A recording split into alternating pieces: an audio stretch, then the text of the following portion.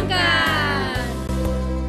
Matematika, ilmu yang menyenangkan. Jangan takut belajar matematika. Ayo belajar matematika dengan bahagia. Kalau kamu berlatih, pasti bisa. Nah, podcast ini udah diawali sama lagu matematika biar kalian pada semangat nih buat belajar hari ini. Pada semangat gak nih? Semangat dong. Oke. Tapi sebelum kita mulai, kita perkenalan dulu dong. Di podcast kali ini ada aku Jewin, Aku Mora, Aku Probo, Aku Mutia. Dan aku Bintang. Oke, jadi topik kita kali ini apa sih, Prof? Nah, kali ini kita bakal bahas tentang fungsi linear dan fungsi kuadrat nih. Pasti kalian udah gak asing lagi kan sama yang namanya fungsi. Soalnya udah pernah dipelajari juga waktu SMP. Udah gak asing sih, cuman aku tuh masih bingung nentuin daerah asal sama hasilnya itu loh. Gimana sih itu? itu mah gampang Mut. Untuk fungsi linear sama fungsi kuadrat, cara nentuin domain sama range-nya itu sama.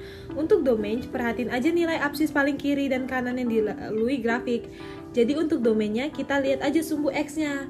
Kalau range-nya, lihat aja sumbu Y. Ya kan, Bin? Kamu nanya? Iya, aku bertanya-tanya. Iya, bener banget. Jadi untuk range-nya kita lihat di sumbu Y, perhatiin nilai ordinat terendah sama tertinggi yang dilalui grafik. Coba kasih contoh dong, biar lebih jelas. Nih aku kasih contoh. Kita bahas fungsi linear dulu ya. Di sini aku punya contoh grafiknya nih. Nah, untuk nentuin domainnya, kita lihat sumbu X. Di gambar grafik ini, coba lihat nilai paling kanan yang dilalui grafik. Nah, itu kan 2 tuh. Karena titiknya penuh, berarti ada sama dengan. Jadi 2 masih termasuk ke dalam domain. Terus di sebelah kiri, grafiknya lanjut terus ke kiri. Berarti nggak ada batasan atau tak hingga. Maka untuk domainnya itu lebih kecil sama dengan 2, atau bisa kita tulis X lebih kecil sama dengan 2, di mana X merupakan elemen real.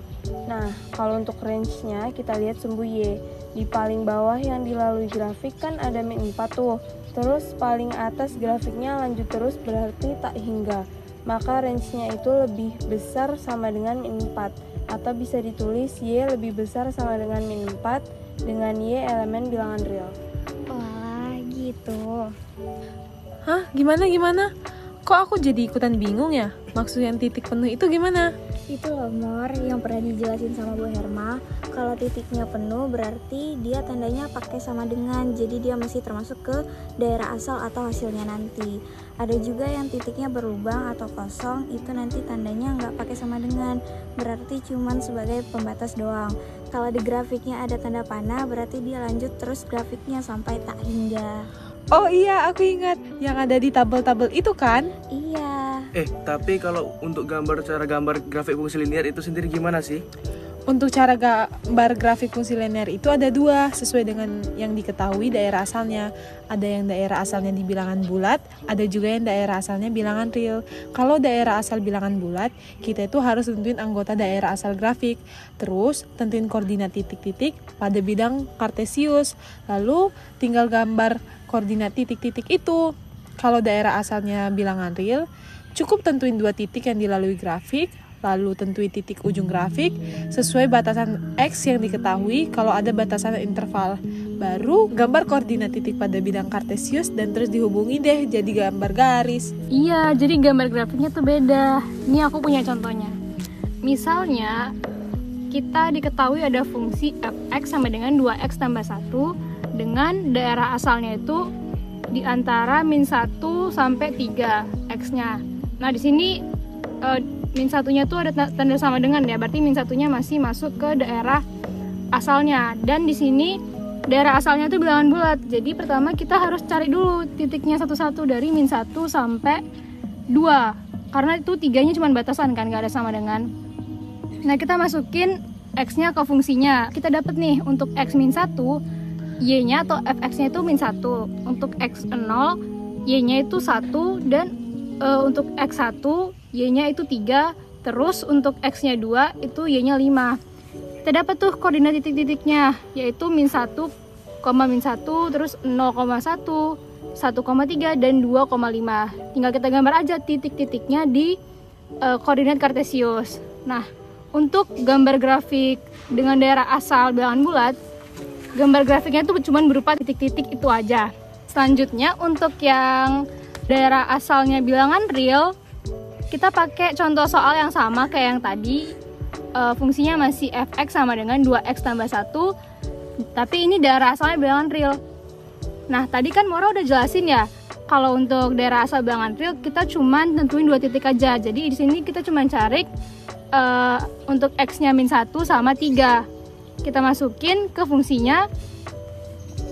Kalau untuk x min 1, y-nya itu min 1, dan untuk x-nya 3, y-nya itu 7. Kita dapat tuh koordinat titik-titiknya, yaitu min 1,1 sama 3,7. Terus kita tinggal gambar aja di bidang kartesius. Untuk yang x min 1, karena dia ada tanda sama dengan, titiknya bulat. Nah, untuk x-nya 3, titiknya itu berlubang. Jadi, karena dia nggak ada tanda sama dengan. Nah, tinggal kita hubungkan aja kedua titik itu, dan jadilah grafik fungsi linear dengan daerah asal bilangan real. Itu dia bedanya. Kalau gambar grafik yang daerahnya asal bilangan bulat cuma berupa titik-titik aja. Sedangkan yang daerah asalnya bilangan real, gambar grafiknya itu berupa garis. Oh gitu doang rupanya. Iya, nggak susah kan? Kalau yang fungsi kuadrat gimana ya gambarnya? Kalau gambar grafik fungsi kuadrat aku paling jago tuh. Pertama, tentuin dulu titik potong sumbu x dan y. Gimana tuh? Untuk titik potong sumbu x, y-nya diganti jadi 0. Untuk titik potong sumbu y, x-nya kita ganti jadi 0. Terus tentuin koordinat titik puncak pakai rumus min b per 2a, min d per 4a. Rumus diskriminan apa ya? B kuadrat kurang 4AC, Bin. Nah iya itu. Habis itu tentuin titik bantu kalau perlu aja. Terus tinggal gambar aja deh grafiknya. Coba kasih contoh soal dong. Nih, aku punya contoh soalnya. Di sini aku punya contoh soal diketahui fungsi kuadratnya itu fx sama dengan x kuadrat kurang 2x kurang 8. Pertama kita tentuin dulu kan titik potong sumbu x dan sumbu y-nya. Untuk titik potong sumbu x, y-nya kita ganti jadi 0. Jadi bentuknya menjadi 0 sama dengan x kuadrat kurang 2x kurang 8. Atau bisa kita tulis x kuadrat dikurang 2x dikurang 8 sama dengan 0. Terus kita faktorin bentuknya jadi x tambah 2 dikali x kurang 4 dalam tanda kurung ya, sama dengan 0. Nah, kita dapat hasilnya x sama dengan min 2 atau x sama dengan 4. Kita dapat koordinat titik potong sumbu y adalah min 2,0 dan 4,0. Selanjutnya titik potong sumbu y nih. Untuk titik potong sumbu y, x-nya kita ganti jadi 0. Maka bentuknya jadi f0 sama dengan 0 kuadrat dikurang 2 kali 0 kurang 8. Terus kita dapat hasilnya 8. Jadi koordinat titik potong sumbu y adalah 0,8. Selanjutnya kita tentukan titik baliknya. Kan tadi rumusnya itu min b per 2a. Pertama kita cari dulu nih untuk yang x puncaknya, yaitu min 2 per 2 kali 1. Kita dapatkan hasilnya 1. Baru yang untuk di y-nya itu kita bisa pakai rumus yang min d per 4a, atau kita juga bisa substitusikan ke fungsinya. Jadi ini aku substitusikan aja ya ke fungsinya. Kita dapatkan 1 kuadrat dikurang 2 kali 1 dikurang 8. Kita dapat hasilnya min 9. Nah, jadi koordinat titik baliknya itu 1, min 9. Tinggal kita gambar aja titik-titiknya di bidang kartesius. Kalau mau pakai titik bantu juga bisa, cuman nggak wajib kok, kalau perlu aja. Tadi kan katanya cara nentuin domain sama range-nya itu sama kayak fungsi linear. Kalau dilihat dari gambar grafiknya ini, kok jadi agak bingung ya? Itu sebenarnya sama aja kok. Lihat deh grafiknya yang paling kanan sama kiri.